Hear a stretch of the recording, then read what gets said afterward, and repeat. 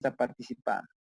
A ver, cuando hablamos de la paciente embarazada que viene a hacer consulta y empieza, ¿no es cierto?, nuestro primer contacto, sea en consulta externa, sea en la sala de internación o en, ¿no es cierto?, en la emergencia, tenemos que aprender, ¿no es cierto?, a poder plasmar lo que es la anamnesis y el examen físico en un documento que es, pues, el respaldo o el testimonio de nuestra atención, la historia clínica. Eso está por demás repetirles. Sin embargo, ¿no es cierto? A veces vamos por la gran cantidad de pacientes olvidando la importancia de hacer una historia clínica de manera completa, de manera, ¿no es cierto?, correcta.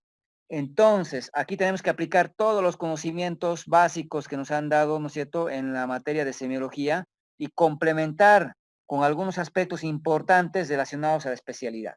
Seguramente, cuando empezamos la historia clínica, no olvidarnos, ¿no es cierto?, que se inicia siempre relatando, pues, o escribiendo la fecha y la hora. Esto con la finalidad de dar cronología, ¿no es cierto?, al relato de la atención de nuestro paciente. Entonces, siempre cuando hagan la historia clínica, fecha y hora. Cuando hagan una evolución, fecha y hora. Indicaciones médicas, fecha y hora. Reporte de laboratorios, reporte de alguna examen complementario, de algún examen que han podido realizar, ¿no? Siempre debe ir respaldado por la fecha y la hora. Las valoraciones, las interconsultas y todo lo que corresponda siempre, no se olviden, fecha y hora. En la primera sección no vamos a entretenernos mucho porque son datos generales, ¿no?, que hacen referencia a poder identificar a nuestra paciente, esto no hay mucha dificultad.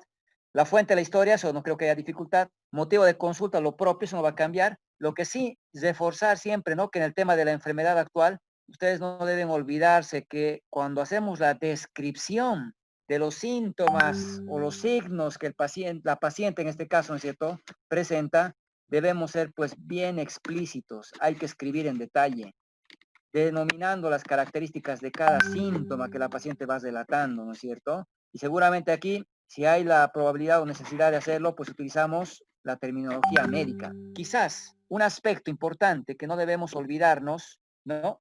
Que no debemos olvidarnos es la descripción en detalle de la sintomatología referida por la paciente. Una paciente puede venir refiriendo dolor, claro. Seguramente si estoy frente a un cuadro de amenaza de aborto, si estoy frente a una paciente con un cuadro de amenaza de parto pretérmino, una paciente que venga con trabajo de parto, por ejemplo, una de las características que no va a faltar pues en su descripción de su cuadro clínico es el dolor. Y el dolor usted lo tiene que ir siempre describiendo en detalle para que le oriente al diagnóstico. Y seguramente ahí hablamos, ¿no es cierto?, de la licia, cómo se inició el dolor, ¿no? ¿Dónde está localizado el dolor, ¿no?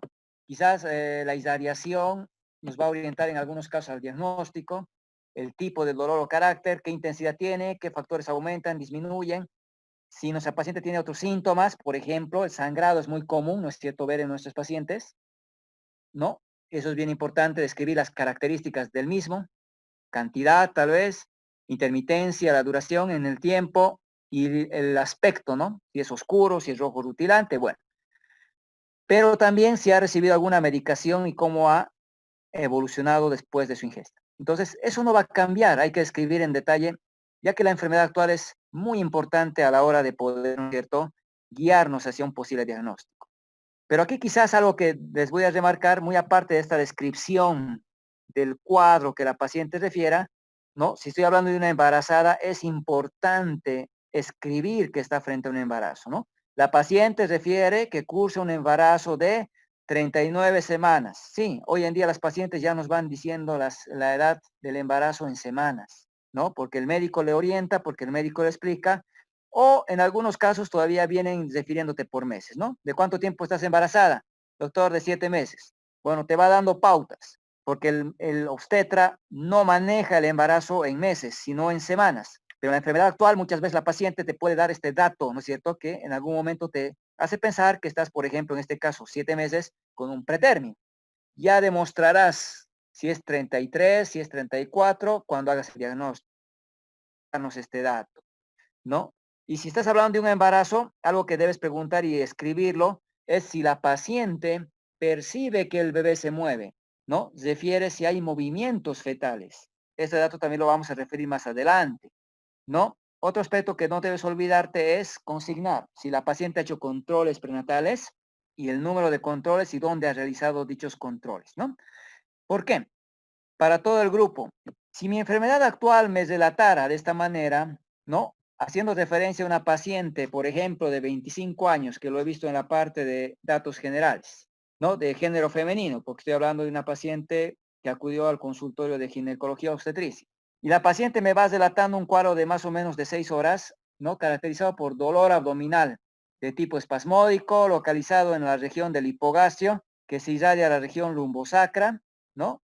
De moderada intensidad, que aumenta en frecuencia, intensidad y duración, y que no calma, que no atenúa, ¿no es cierto?, con ninguna posición. Acompañado de sangrado transvaginal rojo rutilante intermitente en escasa cantidad. A ver, con toda esa información, solo con las que les he dado, ¿en qué podemos ir pensando hasta esta etapa de la elaboración de la historia clínica de nuestra paciente? ¿Qué creen que pueda estar cursando nuestra paciente con toda la información que es relatado?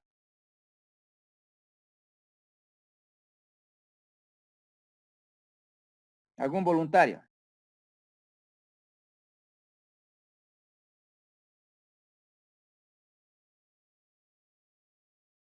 Vanessa.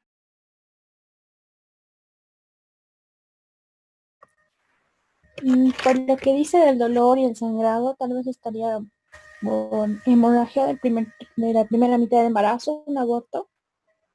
¿Un aborto estás pensando? Sí. ¿Quién piensa en otra cosa que no sea el aborto? Te acepto tu respuesta, está válida. Otro que tenga otro criterio. ¿Cuántas semanas dijo, doctor? No he dicho en ningún momento semanas, solo Eh, dolor y sangrado. Paciente era de 25 años, femenino, que ha venido a la consulta, les dije, 6 horas, ¿no? Presentando dolor y sangrado con las características descritas. Me parece bien tu pregunta, sí. porque en ningún lado he dicho, ¿no es cierto?, semanas. ¿En qué Sí, tenemos pensarías? que preguntar la fecha de último periodo menstrual. Eso lo vamos a ver más adelante. Hasta aquí. ¿Qué piensas? Doctor, por lo que nos estuvo diciendo que presenta dolor abdominal de tipo insidioso localizado en hipogastrio, Uh-huh. irradiado y presenta sangrado rutilante, rojo rutilante y escaso podría ser una amenaza de aborto, por lo que nos... Amenazas de aborto también coincides. ¿Ya? ¿Cómo te llamas? Fabiola Camacho. Fabiola. Ya. Pero lo que tú me estabas abordando es bien importante. Tú me dijiste, doctor, ¿cuántas semanas dijo? Pero en ningún momento he dicho que la paciente estaba embarazada.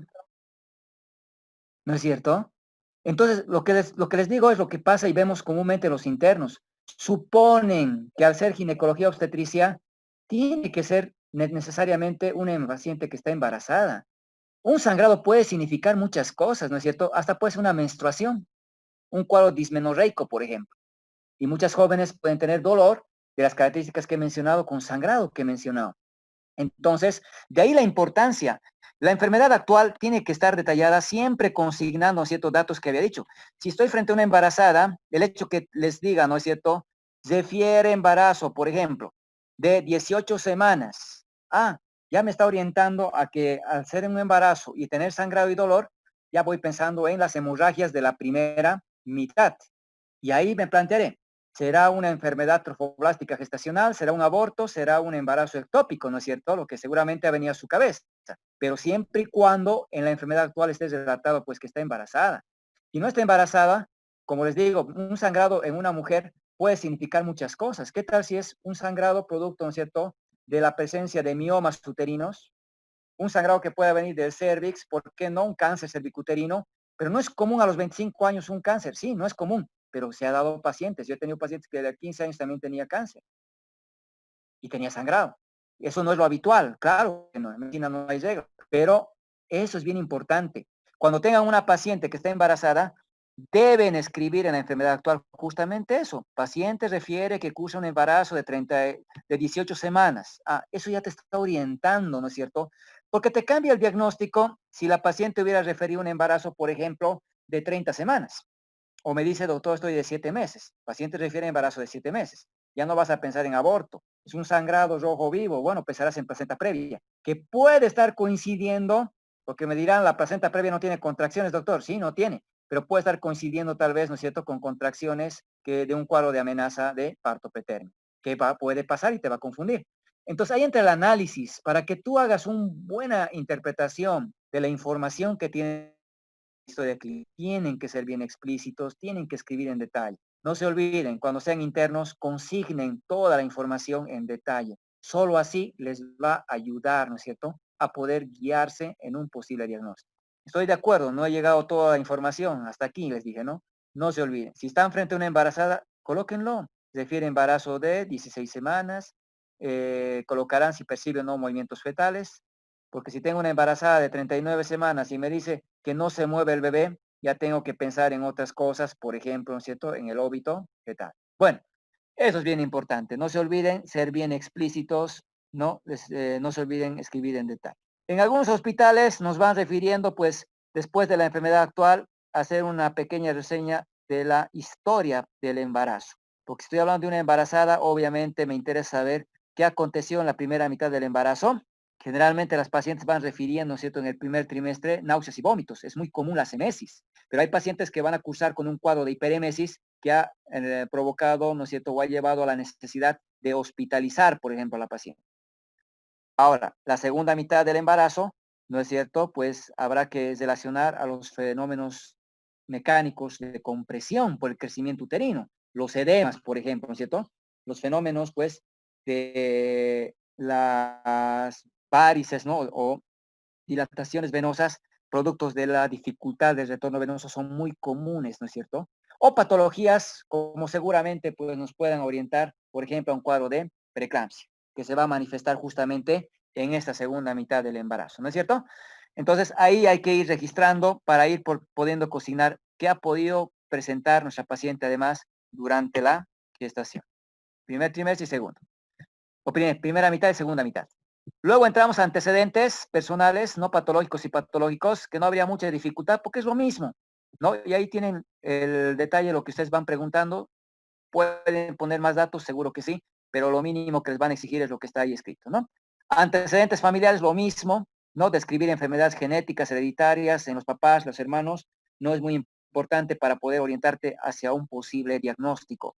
Porque si los papás de esta paciente, padre o madre, tienen diabetes, la paciente tiene riesgo de poder tener también diabetes.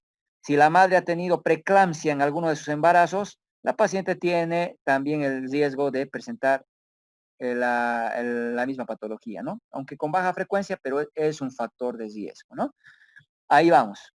Esto sí es bien importante, es remarcar, toda paciente del género femenino, usted tiene que relatar los antecedentes gineco-obstétricos. Esto no puede faltar en su historia clínica. Si bien en una historia de emergencia vamos simplificando, vamos resumiendo, ¿no?, resaltando lo más o lo positivo, no en que en ginecótricos debe escribir en detalle todos los datos porque nos van a servir para poder entender y interpretar mejor nuestra paciente. Y ahí seguramente lo que vamos delatando, ¿no? La menarquia o menarca, ¿no es cierto?, no debe faltar dentro de la descripción. Edson, ¿a qué me refiero con menarquia?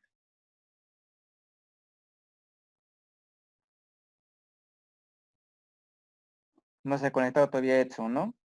Maribel,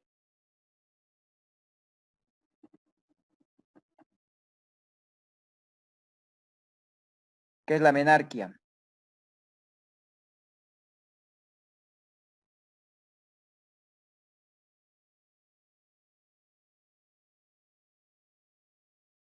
Natalia, ¿qué es la menarquia? Menarquia va a ser el primer episodio de sangrado. La primera menstruación, ¿no es cierto?, de nuestra paciente, ¿no? Bien, entonces seguramente no vamos a encontrar pues datos que no pueden faltar en la descripción. La menarquia, ¿no es cierto?, que generalmente se da entre los 11 a 13 años, ¿no? Es un dato que vamos interrogando porque hay pacientes, ¿no? Hay niñas que ya presentaron el sangrado de una etapa más temprana, a los 7 años, por ejemplo. Y eso es un factor de riesgo. Claro, no nos olvidemos, es un factor de riesgo. No quiere decir que vaya a tener alguna patología, sin embargo, tiene mayor probabilidad. Por ejemplo, cáncer de ovario, ¿no es cierto? Afecciones que puedan en algún momento usted sospechar, ¿no es cierto? Cáncer de mama, lo mismo, ¿no? Entonces tendríamos que ir viendo que esta información no puede faltar en la descripción, ¿no? Hay quienes te van pidiendo después de la menarquia la descripción de las menstruaciones directamente, ¿no? La mayoría de los hospitales lo hacemos así. Sin embargo, en algún momento te podrían preguntar qué es la telarquia, cuando hablamos de referencia al desarrollo de las mamas, ¿no? Sin embargo, después de la menarquia me voy a la menstruación en la mayoría de los hospitales describiendo las características, ¿no? Ciclos menstruales regulares, cada, por ejemplo, 28 días, ¿no es cierto? 28 días, con 4 a 5 días de duración. Ahí estoy hablando del sangrado, ¿no? Y si presenta dolor, dismenorreicos. Y si no presentara, ¿no es cierto?, dolor, ahí puedo utilizar el término eumenorreico. Cuando hablo de eu significa normal, ¿no es cierto? Entonces hace referencia al sangrado sin dolor por lo general, ¿no? Eumenorreicos. Ahora, si la paciente tiene sangrados que son irregulares, ¿no es cierto? Un mes 3 veces o un sangrado mensual cada 2 meses, ¿no? Puede, ¿no es cierto?, como ciclos menstruales irregulares. No necesita poner, ¿no es cierto?, cada cuánto ni la duración, porque eso es muy variable en muchas pacientes, ¿no? Hay pacientes que tienen sangrado, ¿no?, muy seguido, incluso varias veces en un solo mes, o pacientes que en varios meses no han tenido un sangrado menstrual y eso le hace que sean pues ciclos irregulares, ¿no? Asociado a diferentes patologías. Bueno, David está incorporando. Entonces, el siguiente dato hace referencia a la fecha de la última menstruación o último periodo menstrual. Entonces, aquí es bien importante, ¿no es cierto?, considerar la fecha de última menstruación. ¿Para qué nos sirve saber la fecha de última menstruación, Julie?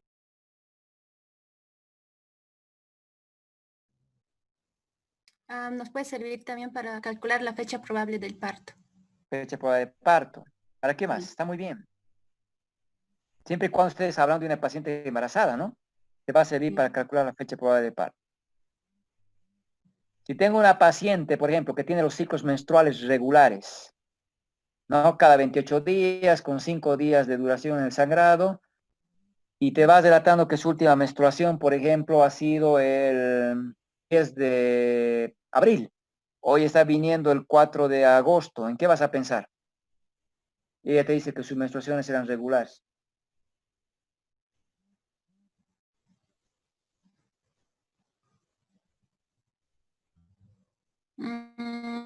Tal vez también tiene amenorreas por Tiene una algún amenorrea, ¿no tipo, es cierto? Tiene una amenorrea, algún otro. porque el tiempo de falta de menstruación te lleva al diagnóstico de una amenorrea secundaria, ¿ya? Pero ¿en qué vas a pensar dentro de las amenorreas secundarias en esa paciente joven, en edad fértil? En embarazo, ¿no es cierto? En embarazo, ¿ya? Toda paciente del género femenino que esté en la edad fértil, que tenga un atraso menstrual o una amenorrea, sospechen lo primero en embarazo, ¿ya? Están obligados siempre a pensar primero en embarazo.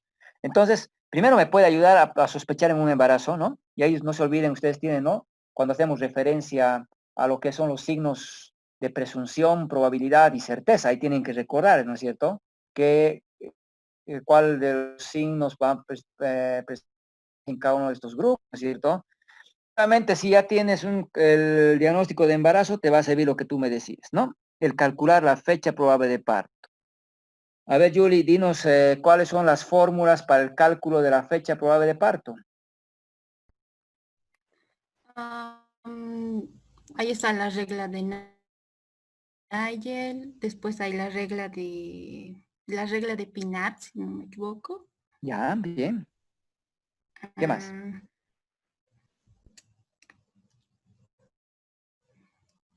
No me acuerdo bien los Nigel. nombres, doctor. Está bien, Nigel. Pinar, ¿alguien se acuerda algún otro nombre? ¿Otra regla diré? La regla de Wall, doctor. Ya. Dan su nombre. Ya. De Watt, ¿no es cierto? Ya. Entonces tenemos varias reglas y eso no se olvide. A veces, ¿no es cierto?, vemos fechas probables de parto que hoy en día tenemos muchos dispositivos que nos ayudan. Agarran el celular, gestograma digital, colocan la fecha de última menstruación y les calcula la fecha probable de parto. Pero la fecha probable de parto no necesariamente coincide con una regla que usted tiene que conocer. Y resulta, ¿y cómo sacaste esa fecha probable de parto? Mi aplicativo. Eso no vale. Tiene que ser usted siempre metódico. Y en este caso usted tiene que utilizar una regla, ¿no? De las que han mencionado, las que más utilizamos son las reglas de Nigel. Muy bien, la mayoría de los hospitales se utiliza, pero también se puede utilizar la regla de Wall, ¿no? Entonces, en algún momento son las dos reglas que tienen que ser. No se la recomienda, no se la utiliza. Vamos a ir viendo en un momento todo esto. Voy a nuevamente volver a hablar de las reglas de la fecha probable de parto. Averiguo si inició la actividad sexual, a qué edad, el número de parejas, por los riesgos que puedan tener en relación a las ITS, por ejemplo, si utiliza algún método de anticoncepción y la fórmula obstétrica, ¿no? En función de que no se olviden que aquí vamos a anotar el número de embarazos, el número de gestaciones, el número de partos vaginales, el número de abortos y el número de cesáreas. Aquí bien importante recordar que esta fórmula obstétrica hace referencia a los antecedentes. Si llega hoy una paciente primigesta, es decir, que está embarazada por primera vez, en los antecedentes corresponderá, ¿no es cierto?, a gestaciones 0, partos 0, abortos 0, cesárea 0, porque el embarazo actual no cuenta. No nos olvidemos que estoy hablando de antecedentes. El embarazo actual lo voy a describir en el diagnóstico, no aquí en antecedentes. Entonces, la información obstétrica hace referencia a lo anterior a este embarazo que ahora está cursando, ¿no? Si tienes flujos vaginales, ¿no? Y la fecha de último Papa Nicolau. Entonces, lo que habíamos dicho, es bien importante tener los datos, ¿no es cierto? Y la fecha de última menstruación me puede ayudar en primera instancia si hay un atraso menstrual o hay una amenorrea en pensar en embarazo, si la paciente está en la etapa fértil. Pero también, si ya usted tiene el diagnóstico de embarazo, está obligado a calcular la fecha probable de parto. Y ahí me decía, voy a utilizar reglas. Perfecto. Por ejemplo, a ver, Vanessa, si yo te planteo y te digo, tu paciente, género femenino, acude a consulta y te refiere que su última menstruación ha sido el 14 de enero de este año. ¿Cuándo sería la fecha probable de parto de esta paciente? Les recomiendo que para los cálculos y las anteriores de, por ejemplo, utilicen la regla de Nigel. Es la que más se utiliza en los hospitales. No quiero decir que las otras no sirvan. Entonces, te pregunto, ¿cuál es la fecha probable de parto de esta paciente? Ya, Vanessa. la regla de Nagel dice que hay que aumentar 7 días, entonces sería 21. Se le resta 3 meses, que creo que sería octubre, es, no, sí, creo que es octubre, y se le aumenta un año, del 21. 2021. Si tú me dices que una paciente que tiene su menstruación el 14 de enero de 2020, su niño va a nacer el 21 de octubre del 2021, estás llegando casi a 2 años de embarazo. Ah, no, sí, pero... ¿No ven? Sí, tienes razón. Eso. Entonces está bien. Lo importante es que te acuerdas de las reglas. Y la regla, como tú nos decías, es justamente eso, ¿no? A los días le voy a sumar 7 y a los meses le voy a restar 3, ¿no es cierto? Bien, 14 más 7, 21. Enero o 0,1 menos 3 nos da el 10, ¿no? Octubre. Está muy bien. Entonces, esto nos va a ayudar mucho, ¿no es cierto?, a poder estimar las semanas del embarazo. Ojo con esto, estimar. Obviamente a la paciente le dirás, más o menos su niño va a nacer para el 21 de octubre de este año. Al decirle más o menos qué quiere decir, que pueden hacer un poco antes o después. No nos olvidemos que aquí se va estimando la fecha probable de parto en un promedio, ¿no es cierto?, que más o menos da para las 40 semanas.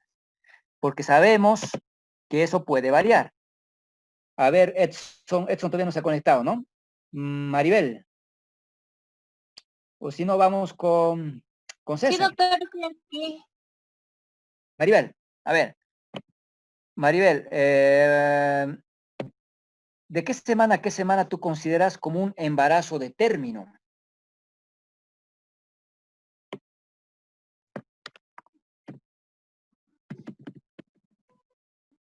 De 38 a 42 semanas. 38 a 42 semanas.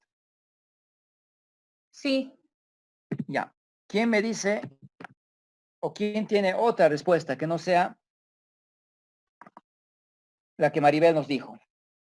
Ella dice, un embarazo de término lo vamos a considerar 38 a 42 semanas. ¿Quién tiene otro concepto de un embarazo de término? Doctor, Natalia, sería de 37 a 42 semanas un embarazo de término. Natalia nos dice 37 a 42, ¿no? Una semanita más antes. Otra respuesta si tiene.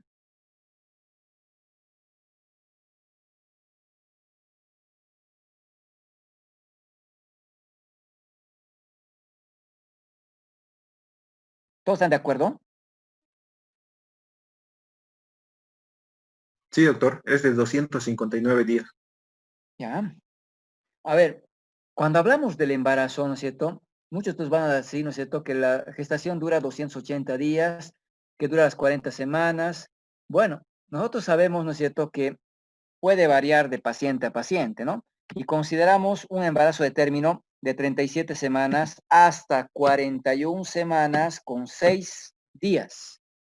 ¿Por qué no considero 42 semanas? Porque 42 semanas no es de término. 42 semanas es postérmino, ¿no es cierto? O embarazo prolongado, que seguramente pues lo tengo que considerar una vez cumplidas las 42 semanas, ¿ya? Entonces, una vez que ha llegado a las 42 semanas ya no es de término, ya es postérmino. Y el embarazo postérmino prolongado está asociado a mucha morbilidad para el feto, ¿no? Entonces es de riesgo. Una paciente con 42 semanas no puede seguir caminando, ¿no es cierto? Debe hospitalizarse, debe interrumpirse el embarazo por el riesgo de que el feto pueda tener, ¿no es cierto?, complicaciones in útero, ¿ya? Incluso óbito. Aquí seguramente en obstetricia nosotros les decía, manejamos siempre en semanas, pero también no nos olvidemos que los días son muy importantes dentro del diagnóstico y las conductas que podamos seguir de acuerdo a las semanas de embarazo, ¿no es cierto? Por ejemplo, cuando hablamos de embarazo pretérmino, hacemos referencia al embarazo que va desde 22 semanas hasta 36, ¿no es cierto? 36.6 semanas. Le falta un día. Sí, sigue siendo pretérmino, porque el día de mañana deja de ser pretérmino y pasa a ser de término, porque ya tiene 37. Entonces es así, porque cuando definíamos aborto, nos dijeron, ¿no es cierto?, es aquella gestación menor, ¿no es cierto?, menor de 22 semanas. Entonces ahí seguramente pues tendría que considerar que es igual o menor, ¿no es cierto?, a 21.6. O con un peso menor de 500 gramos, que también está dentro de la definición, ¿no es cierto?, que ustedes la conocen. Entonces, antes hablábamos de embarazo, por ejemplo, ¿cómo es? Inmaduro, ¿no? Y decíamos hasta 27 semanas inmaduro. Hoy en día se habla de pretérmino prematuro justamente de 22 a 36.6. Hablamos de término de 37 a 41.6. No voy a hablar de la subdivisión que puede tener un embarazo de término. Con este concepto me quedo.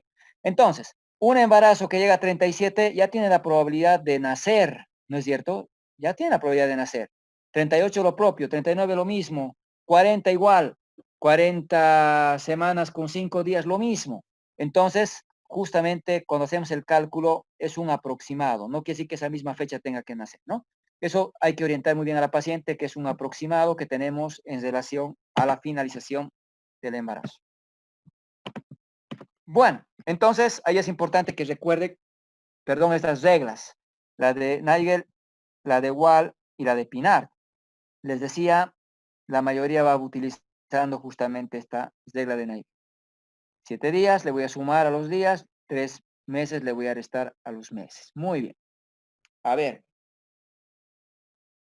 vamos a ir rotando. Bianca,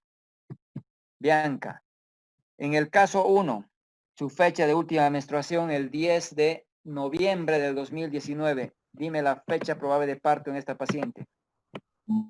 Sería 17 en días. ¿Cuándo?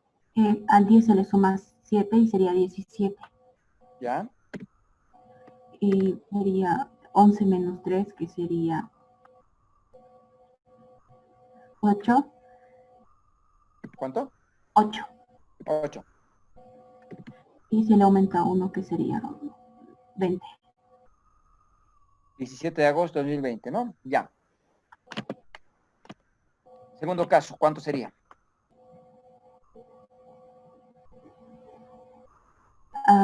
25 más 7 sería 32. 32. ¿De cuándo? No, sería entonces, ¿De cuándo? es que no tiene 32 días el mes, doctor. Perdón, sí, ¿Cuándo sería entonces? sería 1.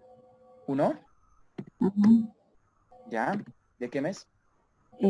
Sería 8, ¿8? sí, ¿Ya? y 20. 2020, ¿no? ¿Ya? ¿Están de acuerdo con esa fecha probable de parto? ¿Quién no está de acuerdo en el segundo caso? Como doctor, yo, Andrea, Andrea, adelante. como es a final de mes de noviembre, tendríamos que contar 7 días desde el 25 y sería 02. ¿Ya? 02. Y como pasaría un mes, sería 09. Eso. 09. ¿No? Del 2020, ¿no?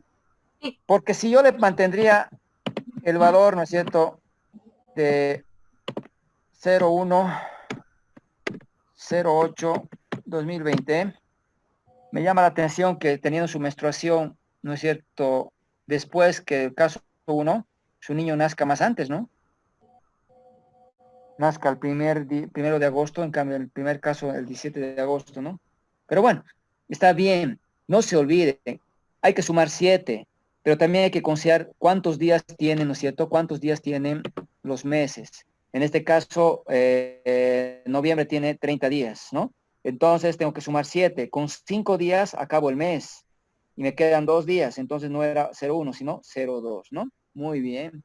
Pero lo que habías dicho no está dentro del mismo mes, como en este caso, ¿no? 10 más 7, 17, estamos dentro del mismo mes. En cambio aquí, 25 más 7, 02, porque ha pasado otro mes.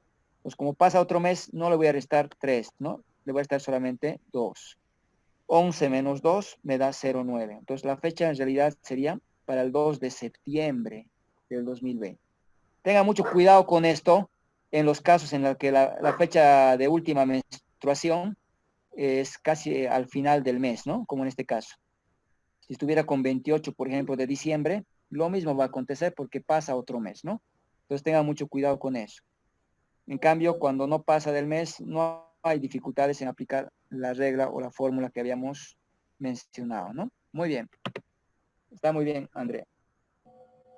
A ver, entonces esto no creo que sea mucho conflicto, sin embargo, van a ver que en cada paciente que vean embarazada, van a calcular, ¿no es cierto? Y se les va a hacer un hábito poder hacerlo pues de una manera rápida y adecuada.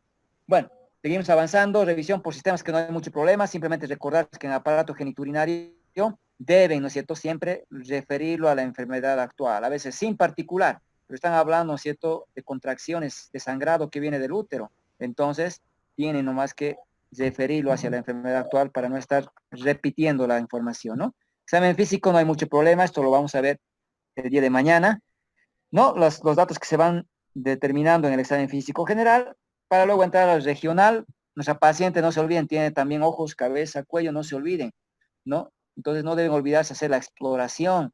Generalmente llega la embarazada y saltamos directamente al abdomen, ¿no? Esa paciente también tiene corazón, también tiene pulmones que hay que revisar, ¿no es cierto? Eso no se olviden. Es lo mismo que en cualquier otra paciente. Seguramente hacer un énfasis que no deben olvidarse de mamas. Están en obstetricia, sus evoluciones de una puérpera y en ningún lugar describe las mamas, que es muy importante, ¿no es cierto? Saber si están, por ejemplo, secretantes de calostro, si tienen algún cambio que tal vez usted quiera reportar o describir, ¿no? No se olvide. Usted puede hacer referencia a la hiperpigmentación, por ejemplo, del pezón, de la areola, a la congestión que puede haber, ¿no es cierto?, a nivel de la mama, con la presencia de venas dilatadas, ¿no? La red venosa de Haller, por ejemplo, ¿no? O la presencia de los tubérculos de Montgomery también que se van a desarrollar justamente en el embarazo, ¿no? Si hay secreción, ¿no?, del calostro, que es la primera leche, eso también hay que ir describiendo, ¿no? Luego entramos al tema de abdomen, y aquí es bien importante, básicamente nuestro tema va orientado a reforzar esta parte, ¿no?, de poder examinar el abdomen de manera adecuada. Si bien en la exploración de abdomen siempre hacemos referencia a la inspección, la auscultación, la palpación, la percusión en cuanto al orden, ¿no es cierto?, en la semiología, no nos olvidemos que, no nos olvidemos que hay que aquí tomar algunas conductas bien importantes, cual, por ejemplo, la medición de la altura uterina, ¿ya? La altura uterina es una de las medidas o una de las conductas que vamos a realizar en nuestra especialidad. Para ello, ¿no es cierto?, vamos a ir describiendo más adelante la técnica que corresponde. Entonces, una vez que se hace la medición de altura uterina, eso ahorita vamos a describir, se hace lo que es la determinación de la estática del feto. ¿Cómo está acomodado el feto, no es cierto?, en el abdomen, en realidad en el útero, ¿no es cierto? Y esto lo hacemos gracias a las maniobras de Leopold. Después de establecer la estática del feto, vamos a controlar si hay, ¿no es cierto?, contracciones uterinas, si hay dinámica uterina y la frecuencia cardíaca, los latidos de ese feto, ¿no es cierto? Y poder constatar la presencia o no de movimientos del feto. Lo vamos a ir describiendo cada uno de estos aspectos a partir de ahora, ¿no? Entonces, lo primero que les decía, la altura uterina. Cuando medimos la altura uterina, no se olviden que tiene su técnica, ¿cierto?, como cualquier otra maniobra. Para ello usted se va a ubicar en el lado derecho de su paciente. No se olvide, tal vez en semiología les remarcaban, ¿cierto? El médico empieza la exploración en el lado derecho. ¿Por qué? Porque te facilita realizar muchas maniobras desde esta ubicación, ¿ya? Entonces, usted se va a ubicar al lado derecho y lo que hace, ¿no es cierto?, es tener la cinta métrica, esta cinta de costureo, ¿no es cierto?, que ya tiene que ir adquiriendo para poder abordar un ámbito hospitalario, ¿no?, para hacer la especialidad. No le debe faltar la cinta, ¿no? Cuando vienen los internos al hospital, ¿y dónde está su cinta métrica? No tengo. ¿Y cómo es que va desarmado, no es cierto, a la guerra? Entonces parecería que no vamos preparados en realidad con cosas tan básicas que usted ya tiene que ir alistando, ¿no es cierto?, para poder desenvolverse de manera adecuada. El hospital tendrá, pero muchas veces pues se va perdiendo el instrumento y después no saben ni con qué medir la altura uterina, ¿no? Tengan cada uno de ustedes su propia cinta métrica. Bueno, la cinta métrica, lo que hace el médico, ¿no es cierto?, es examinar a la paciente desde el lado derecho. La paciente está en decúbito dorsal. Para la medición de la altura uterina podemos pedir la flexión ligera de las rodillas para relajar el abdomen y darle una medición más adecuada de la altura del útero. Medimos, buscamos, ¿no es cierto?, lo que es la sínfisis pubiana, ¿no? Sintiendo la sínfisis pubiana, acomodamos la cinta métrica en la línea media, fijamos con el dedo índice, por ejemplo, ¿no es cierto?, esta cinta de este nivel, y vamos recorriendo la cinta que va a ir, ¿no es cierto?, esto lo vamos a ver en un video al final, entre el dedo índice y el dedo medio, ¿ya? Lo acomodamos la cinta entre el dedo índice y nuestro dedo medio y vamos recorriendo nuestra mano, palpando con el borde cubital el fondo del útero, hasta donde llegue el fondo del útero para poder medir en centímetros cuánto es la altura del útero, ¿ya? Entonces, eso es bien importante en cuanto a la medición. La altura uterina, ¿para qué nos puede servir? ¿Para qué medimos la altura uterina? Voluntario. Voluntario o voluntaria que quiera hablar.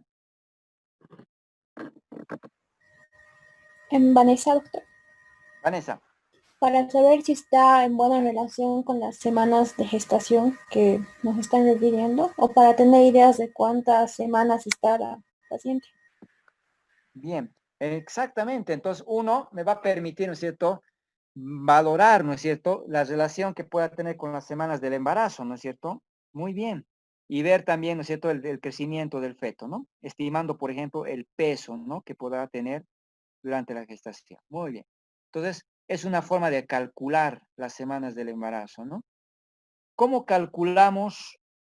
¿Qué métodos tenemos para calcular, ¿no es cierto?, las semanas de embarazo? Uno, seguramente que tenemos que referirnos, ¿no es cierto? Es lo que habíamos mencionado. Mediante la medición de la altura uterina, ¿no es cierto? Es decir, el cálculo de la edad gestacional por clínica, por clínica. ¿Qué otros métodos tenemos para calcular las semanas de embarazo?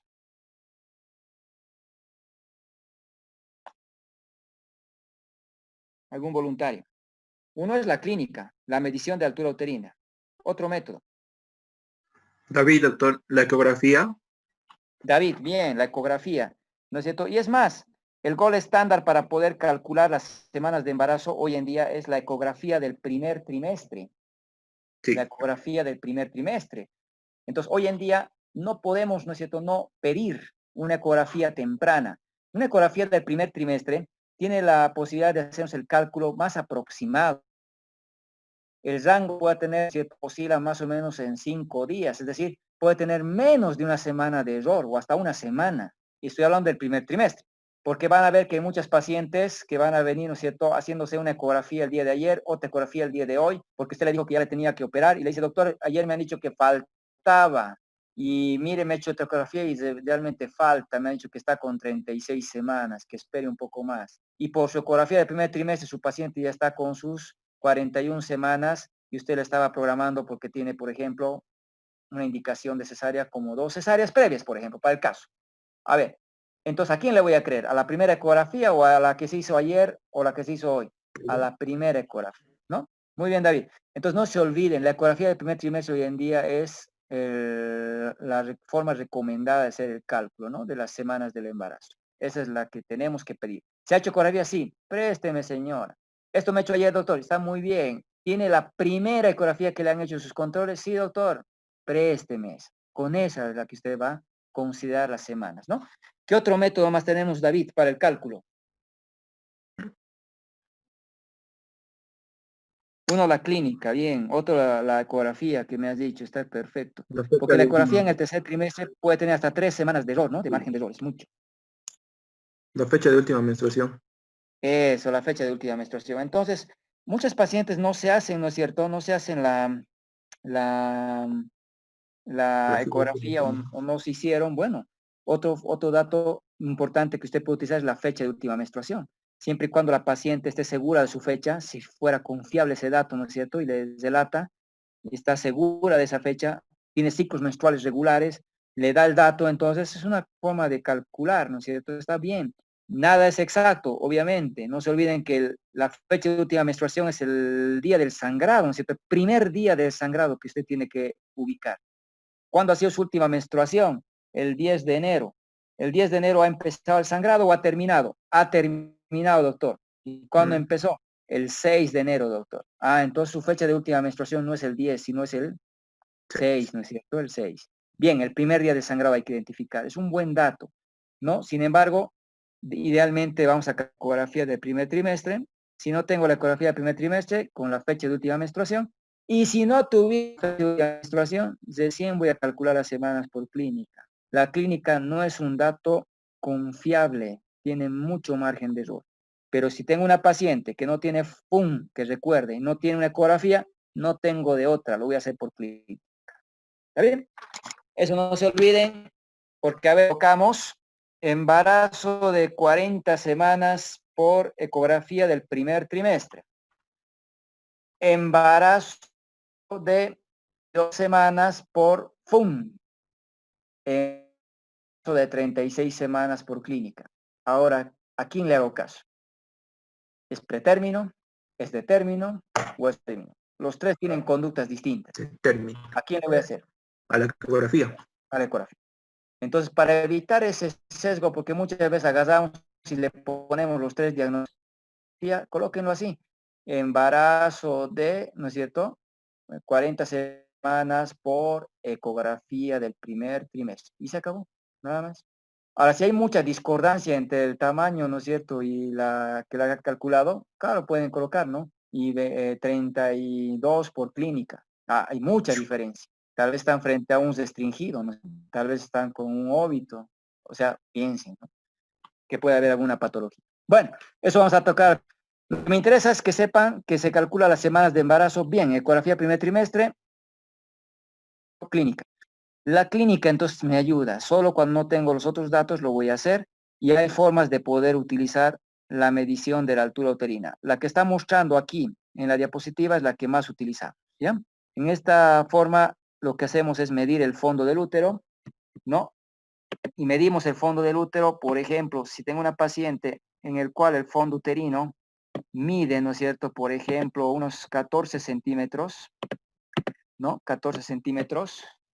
Entonces, como la altura del útero está por debajo del ombligo, ¿no? Está por debajo de una línea que va por el ombligo, lo que voy a hacer es sumarle 4. 14 más 4 tiene 18 semanas. Pero, si mi paciente tuviera, ¿no es cierto? Tuviera una altura uterina, ¿no? Una altura uterina, por ejemplo, de 27 centímetros, por ejemplo. Entonces, al 27, ya lo que voy a hacer es sumarle, ¿no es cierto? Esta vez, no 4, sino 7. ¿Por qué 7? Porque está por arriba del ombligo. Entonces, cuando la altura del útero está por debajo del ombligo, una línea que vaya por el ombligo, lo que hago es sumar 4. Cuando el fondo del útero está por encima de la línea que va por el ombligo, lo que hago es sumarle 7 a los centímetros que he medido, ¿no es cierto? Y si llegara hasta el ombligo, lo que hacemos es sumar 6. Bueno, es una forma, ¿no es cierto?, que tenemos. Si tengo una paciente que le he medido el útero y en la medición tengo, ¿no? La medición de, por ejemplo, 28 centímetros. ¿Cuántas semanas tendría mi paciente por clínica? ¿Quién me dice? 35. Le aumentamos 7 y sería 35. Exacto. 35, ¿no es cierto? Sí. 28 más 7, 35. Entonces es un estimado. A ver, a toditos, les llega una paciente con 5 de dilatación, ya está en trabajo de parto, están en provincia, están haciendo su rotación de campo, y es una paciente, según digesta, su segundo embarazo, donde no tiene su FUM, porque se ha embarazado dando de lactar, a menorrea de lactancia. No se ha hecho sus controles sino a las 25 semanas, no tienen ecografías del primer trimestre y no se hizo en el segundo trimestre. Recurren a la clínica. Tienen una paciente que tiene una altura uterina de 32 centímetros. ¿Cuántas semanas tiene su paciente?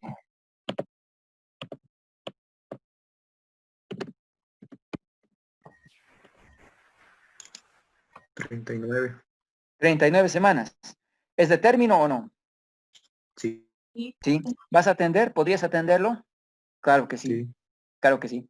Pero si tú calcularías que fuera un pretérmino, por ejemplo, si tú me dieras, por ejemplo, 27, ¿cuántas semanas tendría que tener? 27, 33. No, 34. 34. ¿Eso es de término o no? No. No, pretérmino, porque he hecho pretérmino de 22 semanas hasta 36.6, ¿no es cierto? Entonces, pretérmino, ¿lo vas a atender? Está con 5, ¿lo vas a atender en tu primer nivel? No, No, porque te va a hacer membrana hialina, distrés respiratorio, ¿no es cierto? Va a tener problemas de tipo respiratorio, ¿no es cierto? Entonces, la mejor incubadora siempre va a ser el útero de la paciente. Entonces, ¿qué tienes que hacer? Referir, ¿no es cierto? No tienes FUM, no tienes ecografía para estar seguro, pero la clínica te está diciendo, aparentemente, pues es un niño pequeño, ¿no es cierto? Es un pretérmino. Entonces, no es malo equivocarse. Lo peor sería que la atiendas, el niño se ponga, ¿no es cierto? Independiente de la distancia, es peor referir al niño con problemas de distrés y más seguro que en el primer nivel ni debes tener la posibilidad de tener un neonatólogo, que sería lo ideal que lo reciba, ¿no es cierto? Deben hacer en un centro donde tiene capacidad de resolución y atención de ese término, ¿no? Entonces, te ayuda. No se olviden, siempre la guardas relación con las semanas del embarazo. Obviamente, en medicina no hay 2 más 2, 4. Muchas veces la altura uterina que tú la has medido no guardas relación. ¿Por qué? Porque no es un solo feto. Usted está con gemelos. ¿A partir de cuántas semanas se puede palpar el útero en cualquier embarazo? ¿A partir de qué semana yo puedo ya sentir el útero por encima de la sínfisis pubiana?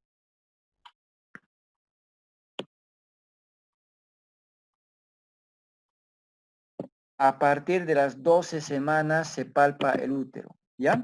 Entonces, si les llega una paciente 8 semanas, no van a poder tocar el útero porque el útero es intrapélvico. 8 semanas es todavía pequeño para haber provocado el crecimiento del útero como para poderlo sentir, para poderlo palpar. A partir de 2 semanas usted tiene que hacer las maniobras para poder sentir el fondo uterino y saber, ¿no es cierto?, que realmente usted lo está sintiendo y constatar esa altura uterina, ¿ya?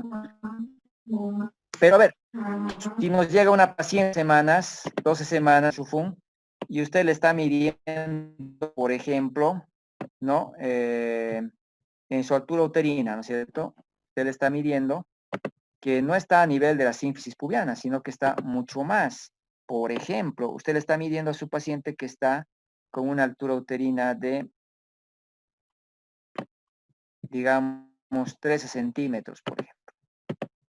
Y les decía, a las 12 semanas, su paciente debería recién palparse el útero a nivel de la sínfisis pubiana, no debía estar ahí con 13 centímetros. Lo primero que tiene que pensar, ¿no es cierto?, es que es muy grande, ¿no es cierto?, el útero para la edad que más o menos usted está pensando. Puede ser que, uno, la paciente se ha equivocado en su FUM. Sí, puede ser.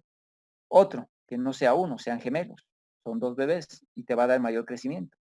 Puede ser que haya exceso de líquido, polidramios. Puede ser que haya tumores en el útero que hagan que crezca el útero, los miomas, y el feto sea grande, ¿no? Bueno. Tiene que pensar en algo, ¿no?, que está provocando. O por qué no pensar en la enfermedad trofoblástica gestacional, la mola, por ejemplo, ¿no es cierto? Tiene la característica de dar una altura uterina mayor que la edad de gestación. En algunos casos, la medición de la altura uterina es menos de lo que usted calculaba por su FUM. Esto sobre todo cuando el niño no está creciendo, por ejemplo. Restricción de crecimiento intrauterino. Puede ser que el niño sea óbito en el útero, por eso no está creciendo el útero, un óbito fetal. O bien que el embarazo se esté desarrollando fuera de la cavidad uterina, ¿no? Un embarazo tópico. Entonces, no siempre guardas de la cita. Pero, ¿de qué es un dato que nos pueda servir? Claro que nos puede servir en caso de no tener los otros datos. ¿Cómo vamos a calcular? En la manera que he mostrado. No es la única forma. Puede usted estimar las semanas de embarazo, por ejemplo, en relación a puntos de referencia, ¿no? Si el fondo del útero llega hasta el ombligo, más o menos tiene 22 semanas. Si llega hasta el apéndice cifoides, 37 semanas. Si llega a un punto equidistante entre el ombligo y la sínfisis pubiana, estimo que tiene 18. Si llega a un punto equidistante entre el ombligo y el apéndice cifoides, 30 semanas. Pero tendría que memorizar estos datos. Es más sencillo la otra técnica. Quiero aprender una regla. Bueno, hay la regla de McDonald, que me puede servir, porque la regla de McDonald me permite calcular con una fórmula. Nuevamente les repito, la edad gestacional por clínica menos confiable, tiene más margen de error. Pero si no tiene otra, con la fórmula que hemos mostrado la anterior, porque es la que más se utiliza en los hospitales. Pero puedo utilizar esta regla de McDonald. Mido la altura del útero en centímetros, el resultado lo multiplico por 8, el resultado lo divido entre 7. Y eso me va a dar las semanas del embarazo. La regla de Alfred no la utilizo porque me calcula en meses. Y he dicho, no utilizamos los meses, nosotros utilizamos semanas, que nos permite tomar conductas en relación a la edad en semanas. Entonces, si tengo una altura del útero que está en 21 centímetros, el 21 lo multiplico por 8, porque la fórmula me dice eso, altura uterina por 8. El resultado, 168, lo voy a dividir entre 7.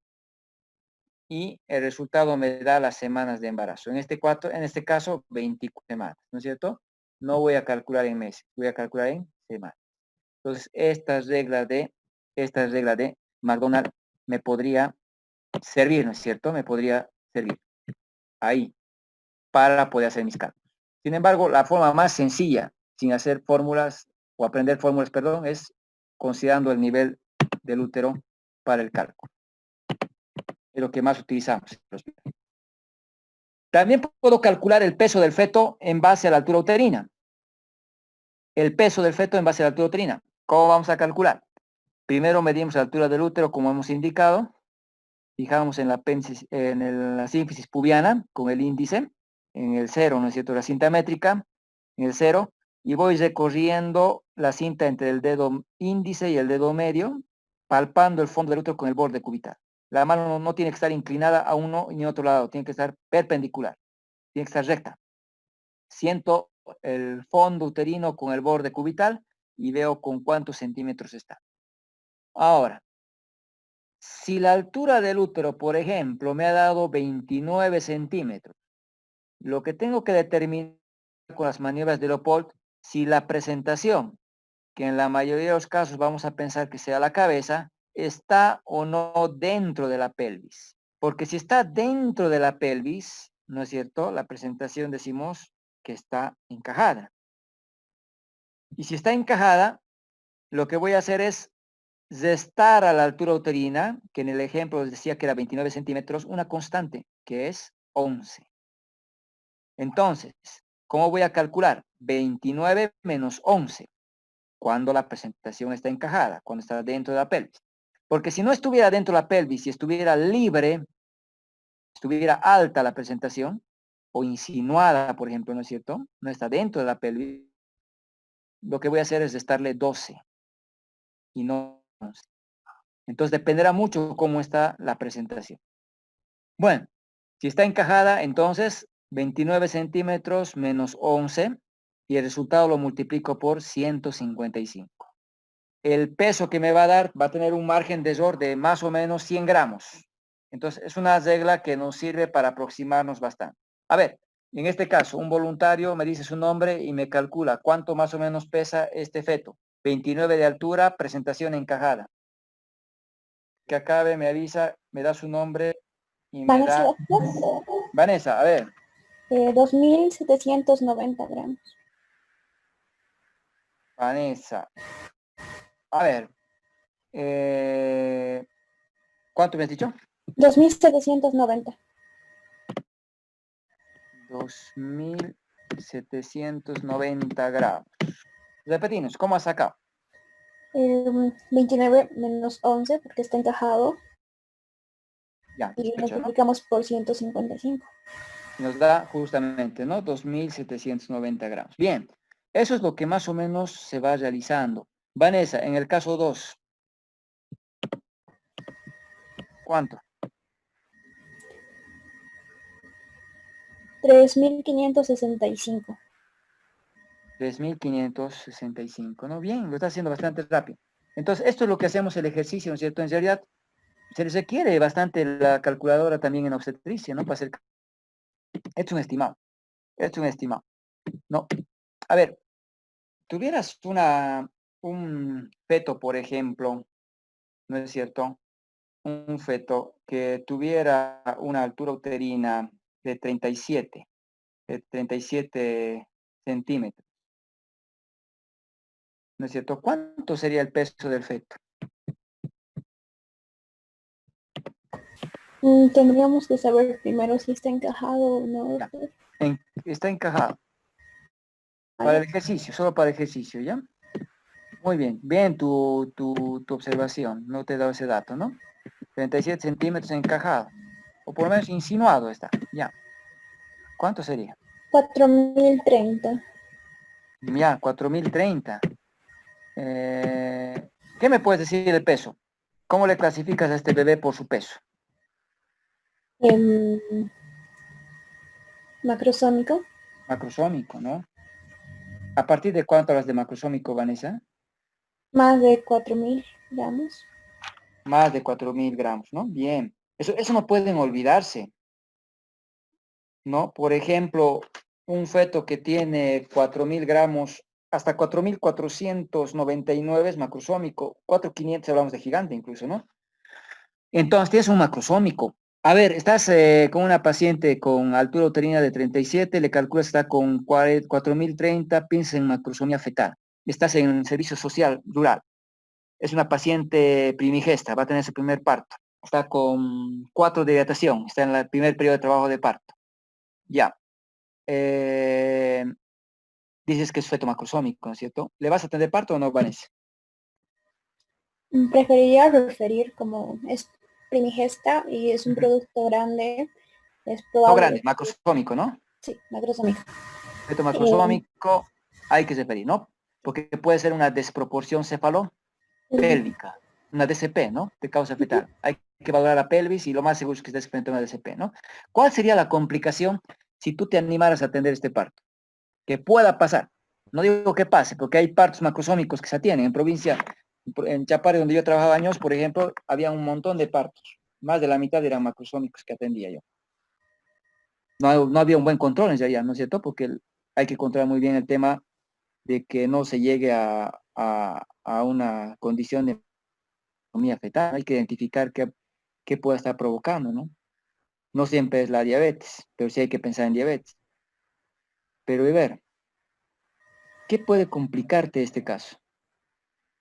Podría haber una distosia de los hombros provocando Eso es lo más grave. Bien, ¿qué más? fractura en la clavícula, ¿Ya? lesión en el plexo braquial. Ujú. Mm, Al ser macrosómico podría estar también entrando en hipoxia porque no estaría dando suficiente, Bien, la placenta no estaría proporcionando adecuadamente. ¿qué más? Am, Bien, puede que no aproveches el parto y te lleve a una hipersistolia con la hipoxia del feto o hasta la ruptura uterina, ¿no es cierto? Por la desproporción cefalopélvica. Ya, en la mayoría de los casos puede progresar. Y si va descendiendo el parto, podría llegar a provocarte la distosia de hombros, que sería la complicación más grave para el feto, ¿no? Para estar en hipoxia. Al hacer las maniobras puedes fracturarle clavículas, puedes elongar plexo braquial, ya, puede provocar desgarros en el canal vaginal. Saldría el niño, te va a predisponer a hipotonía uterina con hemorragia puerperal, primera causa de muerte en la mujer, ¿no? De causa obstétrica, bien. Entonces realmente tiene morbilidad para la madre y para el niño, ¿no? Entonces, de preferencia, hay que evaluar muy bien a los fetos, ¿no? Eso es lo que tiene que quedar el mensaje. Tengo un macrosómico sospechoso, planteo la posibilidad de disproporción de causa y la probabilidad de cesárea, ¿no? Muy bien, todo lo que has mencionado. En el momento que tengan dudas, no se olviden, interrumpe. Está muy bien. Bueno, ahora hacemos las maniobras de Leopold y en las maniobras de Leopold reconocer las partes fetales. A ver, cuando hacemos la palpación del abdomen, lo que tengo que tratar de establecer primero, cuántos fetos están en el embarazo, ¿no? Y seguramente para poder detectar cuántos fetos y cómo está acomodado el feto, la estática del feto, es muy importante saber reconocer. Por ejemplo, si voy palpando, obviamente tengo que aprender a reconocer cómo se sentiría si estoy tocando una parte determinada del feto. Por ejemplo, si hablo de la cabeza. Si hablo de la cabeza, ¿no es cierto? Tendría que pensar que el feto, al palpar en la cabeza, tendría que sentir una superficie, ¿no? Una superficie pequeña, redonda, ¿no? Redonda, pequeña, redonda, dura, ¿no? Regular, que no se puede hacer más pequeña, no se puede reducir, y que se la voy moviendo de un lado a otro lado, ¿no? Va a ir chocando los dedos, y eso se llama el peloteo, que pelotea. Entonces, cuando te pregunten cómo se siente la cabeza, pequeña, dura, regular, irreducible, que pelotea, ¿no es cierto? En cambio, si estaría hablando de la extremidad o el polo pélvico, ¿no es cierto? Tendría que ser de otras características. Por ejemplo, un polo amplio, blando, irregular, ¿no es cierto? Irregular, ¿no? Que se puede reducir, se puede comprimir y que no pelotea. Entonces, se puede diferenciar los dos polos. ¿Cómo voy a reconocer la espalda? Una superficie convexa, lisa, dura, resistente, ¿no? En cambio, las extremidades obviamente son pues irregulares, alternando partes duras con blandas, ¿no? Entonces, eso tiene que usted sentir, porque eso te va a ayudar, ¿no es cierto? Te va a ayudar mucho a poder saber cómo está acomodado el feto en la cavidad uterina a través de la palpación del abdomen. Por ejemplo, si yo palpara, en este caso en el fondo uterino, y siento una superficie que parece la cabeza del feto, ¿no es cierto? Y al palpar a nivel del flanco, encuentro en el flanco izquierdo, en este caso, encuentro otra superficie pequeña, dura, regular, que pelotea. Y ya me estoy imaginando que es la cabeza del feto. Entonces, obviamente tengo que pensar en la probabilidad que esté frente a dos fetos, ¿no es cierto? Y estoy estableciendo más o menos el número de fetos mediante la palpación. Las maniobras de Leopold me van a ayudar a establecer esta estática del feto. Las maniobras de Leopold las puedo realizar diferenciando las diferentes partes a partir de las 26 semanas. Entonces, obviamente, me llega una embarazada con 14 semanas, usted no va a poder diferenciar la cabeza, los pies, no va a poder hacer las maniobras de Leopold de manera adecuada. A partir de 26 semanas se recomienda hacer las maniobras de Leopold para determinar la situación, la posición, la presentación y el grado de encajamiento. Entonces, esos conceptos los tiene que saber usted, tiene que dominar, porque cuando usted evalúa a una paciente, son las preguntas de rigor que usted no puede no contestar. ¿Qué es situación? ¿Qué es posición? ¿Qué es presentación? ¿Qué es variedad de posición? ¿Qué es actitud? Son conceptos que usted tiene que saber. Y después de establecer cómo está acomodado el feto, lo que va a hacer es colocar la palma de la mano y tiene que sentir lo que el feto patea, es decir, los movimientos fetales activos. No se olvide que el feto está en líquido. Si estuviera orbitado, por ejemplo, igual se va a mover de un lado, pero no son movimientos activos. Entonces usted tiene que sentir, no lo que la paciente le dice, doctor, se mueve el bebé. Usted sienta. ¿A partir de qué semana yo puedo sentir los movimientos fetales activos? Entre las 16 a 20. Por eso muchas veces te dicen, a partir de 18 semanas palpe y sienta. Ahí tienes que sentir cómo el feto se va moviendo, ¿no es cierto? Cómo se va moviendo, te patea. Bueno, entonces, los conceptos que usted tiene que recordar, y está eso en su ejercicio, que usted va a recordar estos conceptos. A ver, un voluntario, ¿qué es actitud? Natalia, doctor. Es la relación que va a existir entre las partes fetales. Natalia, ¿no es? Sí, Natalia, ¿qué es actitud? la relación que existe entre las partes fetales. Bien, la relación que existe entre las diferentes partes fetales entre sí, ¿no es cierto? Bien, ¿cuál es la actitud que vamos a encontrar en el feto normalmente? Va a ser la deflexión. El mentón va a estar Sí. pegado al tórax. Igual los Ujú, brazos van a estar flexionados sobre el tórax. ujú. Y igual las extremidades inferiores van a estar flexionadas sobre el abdomen. Exactamente, ¿no es cierto? La actitud de flexión. La cabeza está flexionada, vemos los muslos sobre la pelvis, las piernas sobre el muslo, las extremidades superiores están flexionadas, ¿no es cierto? Antebrazo sobre el brazo, cruzadas en la región ventral, ¿no? Entonces, cuando te hablen, por ejemplo, de un parto normal, te van a hablar de la presentación cefálica de vértice. Es aquel niño que está de cabecita abajo en la pelvis y que está flexionada. Porque en el momento que se extienda la cabeza, ¿no ve? Hablamos de deflexión, ¿no? No está en flexión, está en extensión, deflexión, con el primer grado, segundo y tercer grado que seguramente lo van a llevar en parto obstruido, ¿no? Bueno, eso es importante, ¿qué es actitud? Otro voluntario, ¿qué es situación? Yo, doctora Andrea, Andrea, a ver. es la relación que va a existir entre el eje longitudinal de la madre y del feto.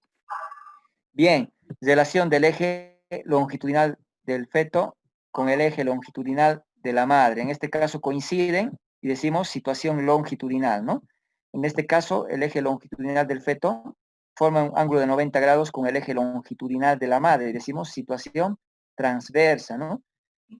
Cuando forma un ángulo de 45 grados, por ejemplo, como en la imagen, hablábamos de la situación oblicua.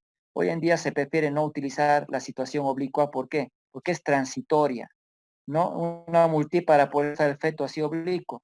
Empieza el parto y se va a acomodar nomás en longitudinal, o en su defecto se va a ir a transversa.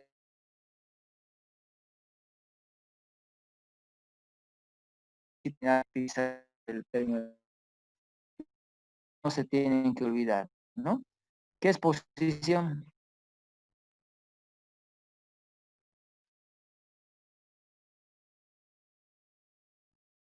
¿Algún voluntario o voluntaria? Pueden repetir también los que han participado. Va a ser la orientación de la presentación sobre la pelvis materna. A ver, otra vez.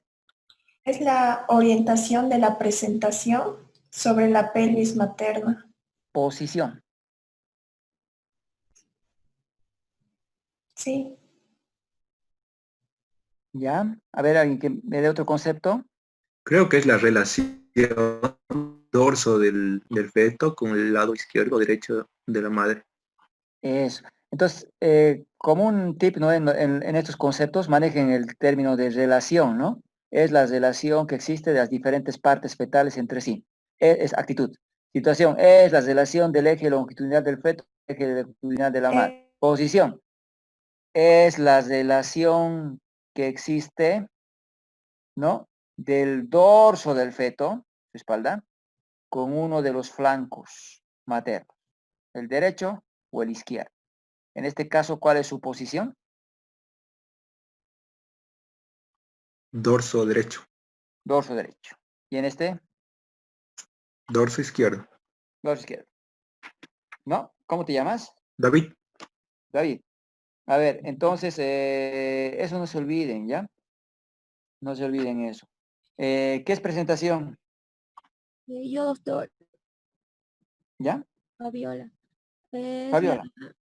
sí, la presentación es la relación entre la parte anatómica del producto que se aboca al estrecho superior de la pelvis, que puede ser cefálica o pélvica. Bien. Entonces, es justamente eso, ¿no? El polo fetal. No, es la relación, ¿no? Es el polo fetal que está en relación. Podemos utilizar esa forma, ¿no? Es el polo del feto que está en relación con el estrecho superior de la pelvis materna, ¿no? Bien, puede ser en este caso el polo cefálico o el polo pélvico que está en contacto con el estrecho superior, ¿no? Es el polo del feto que está en relación con el estrecho superior de la pelvis materna, ¿no? Capaz de desencadenar mecanismo de parto. Entonces, si hablo que la cabeza está en contacto con el estrecho superior, hablo de la presentación cefálica, porque la cabeza puede desencadenar un mecanismo de parto. Si considero que el polo pélvico está en relación del estrecho superior, hablo del polo pélvico, porque puede desencadenar el mecanismo de parto. El transverso, que en algunos libros todavía menciona, ¿no? Que el hombro puede estar en relación con el estrecho superior, pero el hombro no desencadena mecanismo de parto. Por tanto, no hay presentación de hombro. La presentación acromial no se considera como válida, ¿ya? La situación transversa no tiene presentación. Por tanto, no va a haber parto. Es una indicación absoluta necesaria. Les llega una paciente, provincia, multípara, tiene 6 hijos. Este es su 7º embarazo, está en situación transversa su feto, está con 10 de dilatación. No se asusten, no va a nacer. Antes de que nazca, se va a romper el útero. Antes de que nazca, se va a romper las membranas, se va a salir la mano, prolapso de mano. Es más, si usted quiere atender parto, se le va a salir la mano. Y ahí se va a complicar. Refiérala. No se olvide, la situación transversa es indicación absoluta de cesárea. Describa cómo está su feto. Está en presentación transversa, doctor. Totalmente equivocado, ¿no es cierto? Entonces ya los conceptos tienen que manejar. Feto en situación transversa, que es distinto, ¿no? Bien, no se olviden estos conceptos, ¿ya?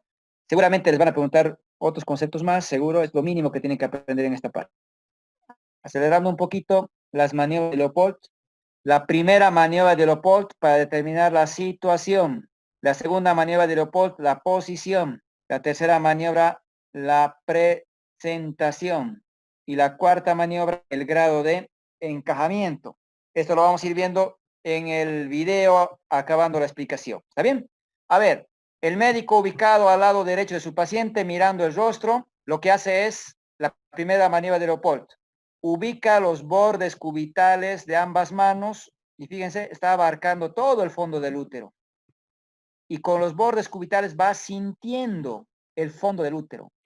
Por ejemplo, si en este caso el médico va sintiendo una superficie pequeña, dura, regular, que pelotea y reducible, compatible con qué polo, es la descripción que he hecho.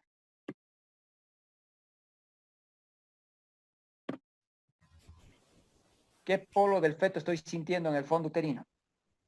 Cefálico, doctor. Cefálico. Como está su cabecita, entonces, ¿cuál es la situación que tiene el feto? Longitudinal. Longitudinal. Entonces, basta que sientas la cabeza en el fondo del útero, ya sabes que está en situación longitudinal. Si sientes el polo pélvico del feto en el fondo del útero, está en situación longitudinal también, ¿no es cierto? Pero si yo sintiera una superficie amplia, convexa, dura, regular, estoy pensando que puede hacer ¿qué cosa? El dorso. El dorso. ¿Cuál es su situación del feto entonces? Transverso. Situación transversa, ¿no es cierto? Entonces, la primera maniobra me ayuda a establecer la situación. Luego, después de haber establecido la situación con la primera maniobra de Leopold, las manos del médico descienden hacia ambos flancos, flanco derecho, flanco izquierdo, a la altura del ombligo. Y lo que hace, en este caso, por ejemplo, el médico, fija una mano mientras la otra palpa. Y luego esta mano que palpó, fija. Y esta mano opuesta, palpa. No se debe palpar simultáneamente. Siempre es bueno fijar. En este caso, por ejemplo, el médico fija en el flanco derecho, empujando ligeramente en sentido contralateral, mientras la otra mano empieza a palpar. Para facilitar la palpación se puede hacer esta maniobra. Y va sintiendo, por ejemplo, en este caso, una superficie convexa, dura, regular en el flanco izquierdo. Entonces estoy pensando que el dorso está hacia el lado izquierdo. Posición dorso izquierdo. Lo vamos a ver en el video, intercalando la mano y otra mano. Tercera maniobra. El médico acomoda el pulgar por un lado, el índice y el dedo medio por otro lado, como una especie de pinza.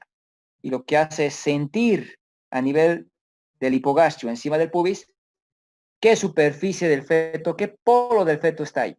Y si siente, por ejemplo, un polo pequeño, duro, regular, que pelotea, es decir, si lo mueve de un lado a otro lado, por ejemplo, vamos a ver ese movimiento, y va a sentir que algo duro está rebotando, ¿no es cierto?, entre los dedos, dice, que pelotea, ya estoy pensando que es la cabeza del feto que estoy sintiendo. Entonces, ¿qué estoy determinando?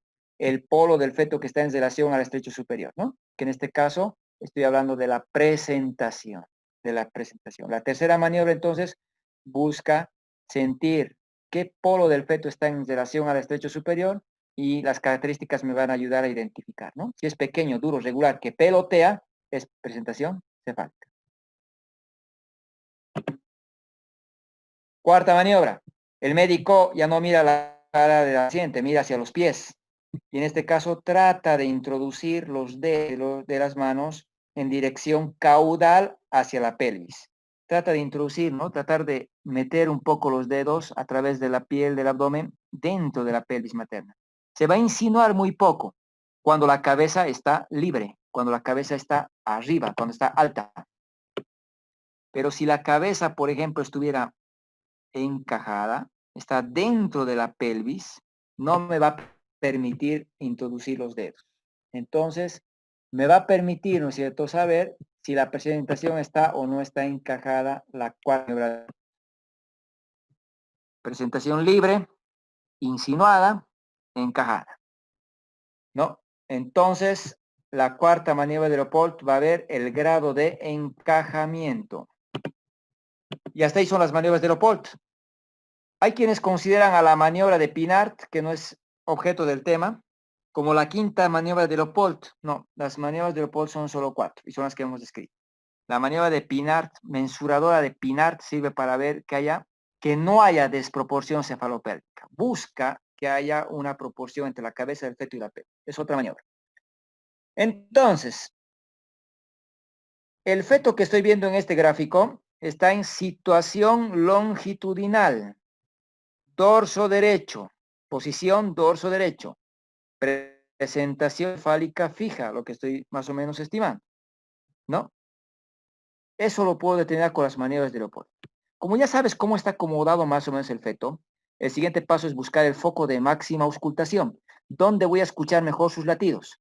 Para escuchar los latidos del feto voy a el estetoscopio de Pinart, como estoy viendo, que muy poco ya lo utilizamos, instrumento de madera, porque también viene de plástico, viene de aluminio, el de madera conduce mejor el sonido, es un cilindro que recolecta el sonido y lo dirige, ¿no es cierto?, hacia el pabellón auricular del operador, quien va a explorar en la forma que está mostrando la imagen, apoyando el pabellón, ¿no es cierto?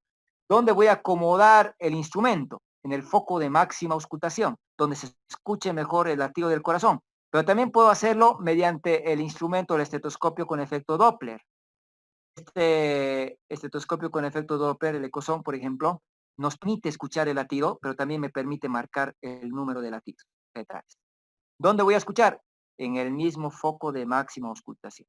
¿A partir de qué semana podría escuchar? Con el Pinart, a partir de las 20 semanas aproximadamente. Sin embargo, con el estetoscopio o con el ser más temprano, incluso a las 12 semanas, ¿ya? Esas 12 semanas ya se puede escuchar con este instrumento con cierta dificultad, acomodándolo más o menos a nivel de la sínfisis pubiana. Sin embargo, con el Pinart solo a partir de las 20. Con ecografía, obviamente, voy a ver el latido cardíaco en una etapa muy temprana, a las 6 semanas. 4 semanas saco, 5 semanas botón embrionario, 6 semanas actividad cardíaca. Bueno, entonces con estos instrumentos lo que tengo que buscar es el foco de máxima auscultación. En este caso, el hombro que estoy viendo del feto lo voy a llamar hombro anterior. ¿Dónde es el foco de máxima auscultación? A nivel del hombro anterior del feto. Hombro anterior del feto. ¿Ya? ¿Cómo vas a buscar el hombro anterior? Guiándote por el dorso fetal. Si este feto tiene un dorso derecho, el hombro hacia el lado derecho. Si la cabecita es la presentación, feto cefálica, ¿dónde vas a buscar? Debajo del ombligo. Una forma fácil de buscar es ubicar el ombligo, trazo una línea imaginaria a la espina ilíaca antero superior, lo coloco al centro. Más o menos coincide con el hombro anterior. Si fuera dorso izquierdo, hago lo mismo en el lado izquierdo y coloco en el lado izquierdo. Porque si fuera dorso derecho como la imagen y colocar el estetoscopio al lado izquierdo, no voy a escuchar, salvo que lo incline a poder recolectar el sonido, pero no va a ser un buen foco para escuchar bien el latido. Entonces, hay que buscar el hombro anterior. ¿Cómo voy a buscar? Basándome, orientándome por el dorso del feto, ¿ya? Entonces, ¿cuánto es el latido cardíaco fetal involuntario? Doctor David, de 120 a 140 latidos. ¿Ya? David nos dice de 120 a 140. ¿Qué dice el resto? 160. ¿Cuánto? Hasta 160. Sí, Ya. eso es 160. Entonces, muchos manejan en los hospitales bien de 120 hasta 160. Siempre se va a identificar cuando hablen, ¿ya? De 120 hasta 160, ¿ya? Sin embargo, consideramos incluso como un valor normal de 110 incluso, ¿ya? Entonces, en algún momento ya se está manejando que cuánto es la frecuencia cardíaca del feto, desde 110 hasta 160. Porque si es menos de 110, bradicardia fetal. Si es más de 160, taquicardia fetal, que puede estar guiándote a un sufrimiento del feto, ¿no es cierto? Que ese diagnóstico lo manejamos, sufrimiento fetal. Tal vez no sea el ideal. Seguramente han llevado la teoría, ¿no? Estado fetal no tranquilizador. Pérdida del bienestar fetal. Preferible a decir sufrimiento fetal. Pero manejamos mucho todavía en el hospital el concepto de sufrimiento fetal. Bueno, ¿a qué va esto? Que para no confundir, no crear dificultades, manejen lo que la mayoría va refiriendo, ¿no? De 120 hasta 160, ¿no? Y si en algún momento alguien te cuestiona, ya sabes que en realidad hoy en día se va considerando incluso hasta 110 como un valor normal. Pero la mayoría todavía sigue manejando el 120, 160. Un promedio decimos 140. El corazón nunca late lo mismo. O disminuye o acelera, dependiendo, ¿no es cierto? Nosotros mismos tenemos esa característica. Nuestro latido cardíaco, ¿a cuánto va? De 60 a 100, ¿no es cierto? Varía. Si estoy en reposo, obviamente puede ser 60. Si hago actividad física, puede llegar a 100 o más. Bueno, lo mismo el feto. Entonces vamos a considerar para evitar conflictos tal vez en su hospital, de 120 hasta 160, ¿ya? Sabiendo que no es un valor único. Doctor, 140, a la media hora 140, a la media hora 140, eso no está bien. El latido del feto nunca puede ser lo mismo, tiene que variar. Hay una variación mínima que tiene que usted encontrar. Se llama variabilidad. ¿De cuántos latidos estoy hablando cuando hablo de la variabilidad? De 5 a 15 latidos. Ya, más o menos. En realidad, bien, David, va de 5 a 25 latidos, ¿ya? ¿Qué quiere decir? Que el latido puede variar de 5 a 25 latidos para considerar como un cambio normal. Me explico. Yo tengo un feto que está con su 138, ¿no es cierto? Y su latido después, a lo mismo, ¿no es cierto? Al minuto que voy a escuchar, empiezo a encontrar que está con 100, por ejemplo, 39. Este feto tiene la variabilidad que estamos mencionando. ¿Tiene buena variabilidad o no? No, doctor. No. A pesar de estar dentro del rango que he dicho que es normal, de 120 hasta 160, no tiene una variabilidad adecuada. Es menos de los 5 que usted me ha dicho, ¿no es cierto? Es menos de 5. Tiene 1. Entonces puede ser un feto que me esté indicando que el feto está perdiendo su bienestar, que el feto no está bien, aunque esté dentro de lo normal. Feto con 140, 140, 140, 140, le voy a controlar óbito. ¿Y qué ha pasado? No has controlado, pero he controlado cada media hora. No has controlado porque no has visto que no había... Dice, no, variabilidad, te dice, ¿no? No está variando lo que debiera. Lo mínimo que debería cambiar es de 5 latidos. Entonces, no debo asustarme si yo encuentro un feto que está con 138, ¿no? Y en algún momento sube, ¿no es cierto?, hasta 150, por ejemplo. Doctor, está variando el latido del feto. ¿Con cuánto está? Doctor, al rato está a 138, luego sube a 150. Eso está bien, tiene buena variabilidad, ese feto está sano, ese feto está bien. No se asuste, ¿no es cierto? Entonces hay que saber interpretar bien. Eso, la variabilidad, no se olviden, tiene que variar el latido. Ya puede variar de 5 a 25. Si es más de 25, si es menos de 25, puede ser un dato que pueda encontrar alguna patología. Bueno, no me pierdo mucho con este tema. Creo que está comprendida esa parte del latido. Escucho el latido del feto, lo interpreto en la cantidad. Y bueno, esto lo vamos a ver al final el video. Lo vamos a hacer correr. Y finalmente hago el examen de los genitales.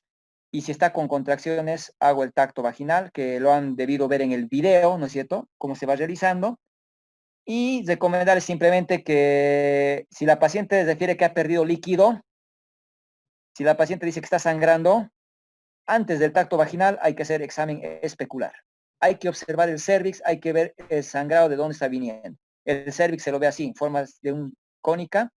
Se ve un orificio cervical externo, que lo puedo ver, puntiforme, redondeado cuando no ha tenido partos vaginales, transverso o con diferentes formas, ¿no? Estrellada, por ejemplo, o irregular, cuando ha tenido partos vaginales, ¿ya? Entonces nos puede ayudar un poco a orientarnos. El cervix mide 3 a 4 centímetros, tiene un orificio cervical externo que lo puedo ver con el espéculo vaginal y un orificio cervical interno, ¿no? Y el canal cervical tiene moco que se va a eliminar al inicio, ¿no es cierto?, del parto. Bueno, entonces,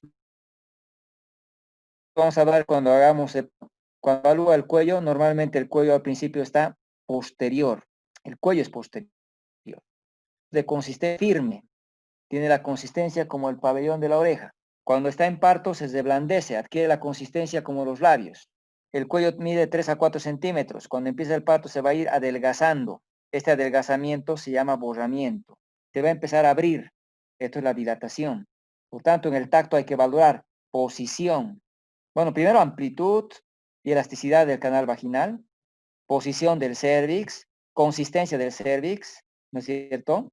Dilatación, borramiento, presentación, para saber si es la cabeza o el polo pélvico, integridad de las membranas, si las membranas están rotas o están íntegras, y nos permite valorar, ¿no es cierto?, también el grado de encajamiento o el descenso de la cabeza y la variedad de posición. En el cefálico de vértice que ustedes tienen que aprender, que es el parto normal, tienen que tocar la fontanela posterior, el lambda, y ver dónde está ubicado. Todo eso hay que controlar. Hay que evaluar la pelvis para saber si es una pelvis ginecoide y permitir el parto vaginal, ¿no es cierto? Y poder determinar la viabilidad del nacimiento, ¿no? Esto lo vamos a ver en el tema del viernes. Y descartar que no haya un cordón, por ejemplo, delante de la cabeza. Eso se llama procúbito de cordón cuando las membranas están íntegras. O prosidencia cuando las membranas están rotas, ¿no? Entonces, eso ya lo maneja. Finalmente, el diagnóstico, que lo vamos a hacer en orden. Primero, el número de embarazos. Esta vez voy a contar el embarazo actual. Gestaciones 2, partos vaginales 1, cesárea 0, aborto 0. Aquí estoy contando el embarazo actual. Embarazo de 39 semanas y 5 días por fecha de última menstruación. El ejercicio lo van a hacer así porque no tienen la ecografía del primer trimestre. Vamos a utilizar la fecha de última menstruación. Feto único vivo por frecuencia cardíaca fetal. He escuchado el latido cardíaco, he hecho las maniobras de Leopold y sé que hay uno solo y está vivo. Siempre orden. Gestaciones, semanas de embarazo, si el feto es único y si está vivo. Y después la patología que ustedes encuentren. Trastorno hipertensivo del embarazo, preeclampsia severa, hemorragia de la primera mitad de la segunda mitad del embarazo, placenta previa sangrante, placenta previa oclusiva total, lo que ustedes encuentren, gastroenteritis, fiebre tifoidea, infección del tracto urinario alto por clínica, lo que ustedes encuentren. Pero el orden siempre no se olvide. ¿Cómo voy a calcular semanas del embarazo? Ecografía primer trimestre por FUM y clínica. Lo que vamos a hacer para ejercicio ahora es calcular por FUM. Porque no siempre las pacientes tienen su ecografía, porque puedes ir a provincias donde no hay ecografía y te vas a basar mucho en FUM. ¿Cómo voy a calcular? Con las reglas de los 7. Esto es más tedioso, es más largo, pero es más exacto. Hoy día es 4 de agosto. Te llegó esta paciente, 4 de agosto, ¿no? Está en 4 de agosto. Tu paciente te dice que su fecha de última menstruación es el 7 de diciembre. Mi fecha probable de parto es el 14 de septiembre de 2020. Eso es lo que calculo con las reglas de Nigel. ¿Qué tengo que hacer? Mi fecha de última menstruación es diciembre. Entonces coloco diciembre, enero, febrero, marzo, abril, mayo, no, julio. Hoy estoy en agosto, hasta agosto. Primero escribo los meses. El siguiente paso, 7 de diciembre. ¿Diciembre cuántos días tiene? 31. 31. Si su menstruación ha sido el 7 de diciembre, ¿cuántos días falta para terminar el mes?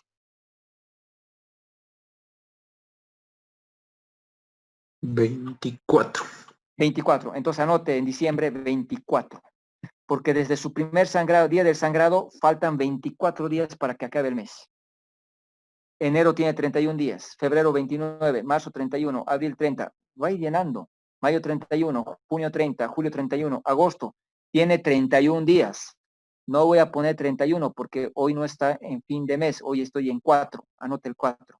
Porque yo quiero saber desde el primer día del sangrado hasta hoy día cuánto ha pasado de tiempo. Y lo que estoy haciendo es sumar los días, por eso es bien exacto. 241. Yo no quiero saber días de embarazo, yo quiero saber semanas. 7 días hacen una semana, por tanto lo voy a dividir entre 7. Y me va a dar 34 semanas con 4 días de embarazo. Esta es la forma en la que van a calcular para el ejercicio que les voy a dar. Es fácil agarrar el gestograma. Es fácil agarrar el aplicativo. Mira, agarran el dispositivo, bajan este aplicativo, colocan la fecha de última menstruación, 5 de mayo del 2012, y automáticamente ya calcula el parto. Miren, 9 de febrero. Y yo les pregunto, ¿y cómo han sacado 9? ¿Con qué fórmula has calculado 9? Porque así pusieron en la historia copiando de aquí. Ah, no. Con las reglas de Nigel, ¿cuánto sería? 5 más 7. 12. 5 menos 3. Febrero. 12 de febrero. Entonces, tiene que usted agarrar alguna forma de respaldar y defender lo que está escribiendo. Entonces, agarre las reglas. Esto te ayuda porque es rápido. Te saca las semanas de embarazo, te saca todo, es rápido. Pero fíjense, esto no siempre a lo que corresponde. Bueno, el gestograma también tiene varios que tienen sucesores para calcular las semanas, ¿no? Lo que hacemos es preguntar, por ejemplo, la fecha de su última menstruación. Por ejemplo, esta paciente ha dicho que es el 1 de abril. Y lo que hace, busca aquí, dice fecha de última menstruación, busca la flechita y marca el 1 de abril. Y lo que va a hacer en el disco, va a ir buscando ahora, porque esto se mueve. Busca el 1 de abril, marca el 1 de abril, y lo que va a buscar es las 40 semanas. No, pero va a buscar la fecha de hoy día, porque aquí también puede sacar la fecha probable de parto. Va a buscar la fecha de hoy día. Por ejemplo, hoy día estoy, ya dicho, el 4 de agosto. Entonces voy al 4 de agosto y digo, señora, usted tiene 18 semanas. Esto es rápido, pero tiene mucho error. Entonces, estos dispositivos no siempre lo tienes. Este gestograma no siempre lo vas a tener, ¿no? Y aquí, por calculando, coloco en la fecha de última menstruación, me voy a la fecha de hoy día, que es agosto, ¿no? 4, aquí. No, ni siquiera he calculado mal, aquí es, ¿no? 17 semanas y sus 5 días, ¿no? Ahí está, no es 18, es antes, porque hoy día es 4 de agosto. Entonces, esto me puede ayudar a ser rápido, pero lo que yo quiero es que hagan de una manera que les sea más exacta. Hagan con esta forma. Para todos, antes de entrar al video y acabar la clase. Tengo una paciente que viene hoy, 4 de agosto, y me relata que su menstruación había sido el, 16 de, agarraremos algo fácil, a ver, a mayo ya, mayo. 16 de mayo del 2020. ¿Cuántas semanas tiene hoy día mi paciente? El que acabe me avisa y me da su nombre y el resultado. ¿Cuántas semanas tiene esta paciente? Su menstruación ha sido el 16 de mayo. Calculen y me avisa.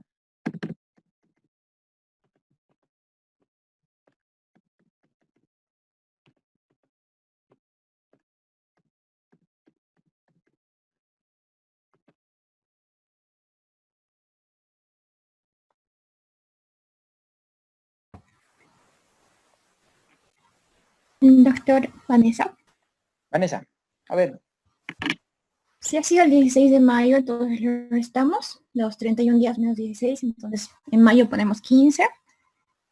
Le sumamos 30 días de ¿mayo cuántos días junio. tiene? Mayo tiene 31. Bien, ya. ¿Cuánto te pongo, me ha dicho? 15. Ya. Ya. En junio le aumentamos 30. En julio 31. Ya, Y en agosto 4, en la que estamos. ya. Los de 80 y lo dividimos entre 7, que serían 11.4 semanas. Perfecto. ¿Cuánto has calculado? 11.4. Sí. A ver, 15 más 30, bien, más 31, más 4, ¿no? 80, perfecto, dividido entre 7, ¿no? 11.42, ¿no? ¿Está bien? 42. 11.42 estaría, ¿no? Ujú. Como el 2 no me permite redondear el 4, lo dejo en punto 4, como tú me has dicho, ¿ya? Está perfecto. Ya. No nos olvidemos que vamos a dejar siempre un decimal, ¿ya? Con un decimal. Está como nos ha indicado, en este caso, Vanessa. Perfecto. Así. 11 semanas con 4 días de embarazo. 11.4 semanas. Es así como van a calcular en el ejercicio. Les voy a dar un Word para que lo resuelvan. Les voy a dar plazo para que lo hagan hasta el día jueves. Les voy a dar las instrucciones en el WhatsApp. ¿Listo? Perfecto. Así quiero que me calculen las semanas de embarazo. Que eso es cuando digan cuántas semanas tiene. 11.4 semanas. Perfecto. A ver. Vamos a cambiar. Y ahora sí. Vamos a irnos.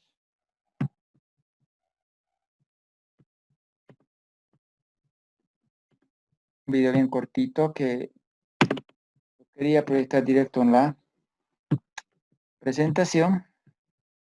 Por motivos que no se pudieron. Vamos a pasar, bien cortito, ¿ya? Paciente en decúbito dorsal, médico a la derecha, busca la sínfisis pubiana, se siente en el sector huesito, se marca ahí el 0, la cinta métrica con el índice, con el pulgar y el índice con una tijerita agarren la cinta métrica, con el borde cubital de la mano sientan el fondo del útero, ¿no? Una vez que palpan el fondo del útero, miren de manera perpendicular la mano, ¿no? Midan los centímetros, luego hagan las maniobras de Leopold. Primera maniobra de Leopold, borde cubital de ambas manos abordan el fondo uterino, palpa. En este caso, una superficie amplia, blanda y regular, ¿ya? Es compatible con el polo pélvico. Luego las manos van a descender hacia ambos flancos, ¿no? A nivel del ombligo. Una mano fija y la otra mano palpa. Es más, la mano puede hacer una ligera compresión contralateral, ¿no? Para ayudarte a la palpación. Ahí siente blando, duro, blando, duro. Una mano fija, a la otra palpa. Regular, convexo, duro, ¿está sintiendo? Compatible con el dorso. En este caso es dorso derecho, ¿no? Posición dorso derecho. Tercera maniobra de Leopold. Vamos a hacer una especie de pinza, pulgar, índice y medio, encima del pubis. Pequeño, duro, regular. Y miren, es el movimiento. Está peloteando. Pelotea. Entonces, pequeño, duro, regular, que pelotea la cabeza, ¿no? Presentación cefálica. Cuarta maniobra, cambiamos de orientación, vamos introduciendo los dedos dentro de la pelvis de la paciente, ¿no? Ahí se van entrando los dedos, entonces quiere decir que la cabeza está libre, ¿no? No está encajada. Ya, como está el dorso derecho del ombligo, hemos dicho, estimamos más o menos la línea imaginaria, a la espina ilíaca, marcamos el centro y se coloca el gel y se empieza a escuchar, ¿no es cierto?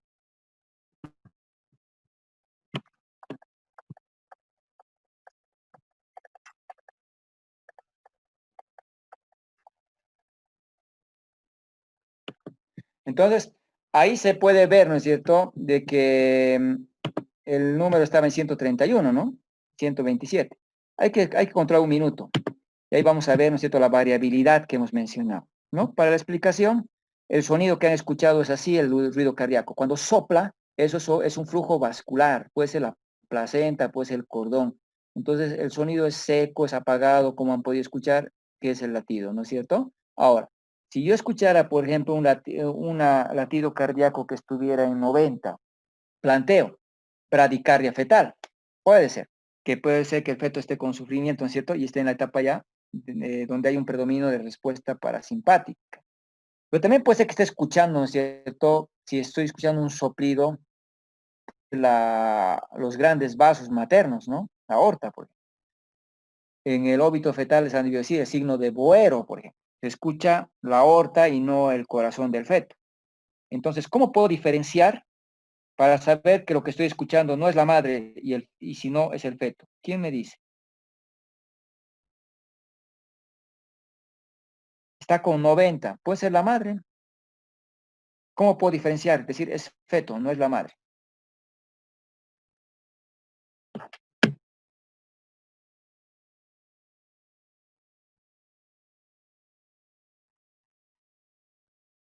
¿Nadie? No tiene que ser sincrónico, es decir, si estoy dudando, me pongo a escuchar, ¿no? Y tendría que palpar el pulso de la mamá. Y si los dos están yendo al mismo ritmo, es la madre. El feto no puede tener el mismo ritmo, su corazón del feto no tiene el mismo ritmo que su mamá. Pueden tener valores similares, la madre puede tener taquicardia, el feto puede tener bradicardia y estar iguales, pero no pueden ser el mismo ritmo. Entonces tienen que ser asincrónicos. Eso es lo normal. ¿Ya? Entonces no se olviden, si dudan, controlen el pulso y no tiene que haber el ritmo igual. Una vez que escuche el latido del feto, lo que hace va a colocar la palma de la mano durante 10 minutos sobre el abdomen. Ya estoy acabando. Vamos a colocar la mano 10 minutos sobre el abdomen para sentir si hay contracciones. Si hubiera contracciones, usted tiene que registrarlas. Por ejemplo, si yo digo, ¿no es cierto?, que se ha contraído, se ha puesto duro el abdomen 3 veces, digo 3 contracciones, perdón. ¿En cuánto tiempo vamos a controlar? Hemos dicho 10 minutos. 10 minutos. Y las contracciones duraron 40 segundos. Y eran de moderada intensidad. Una cruz, leve intensidad. 2 cruces, moderada intensidad.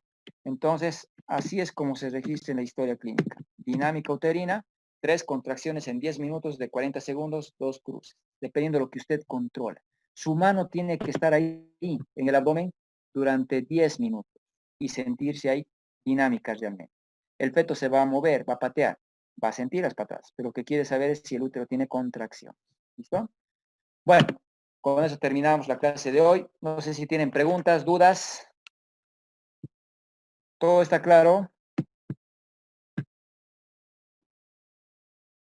Sí, doctor.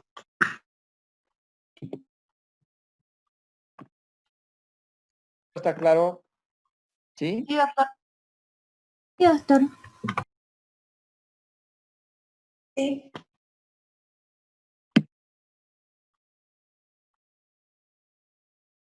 ¿Alguna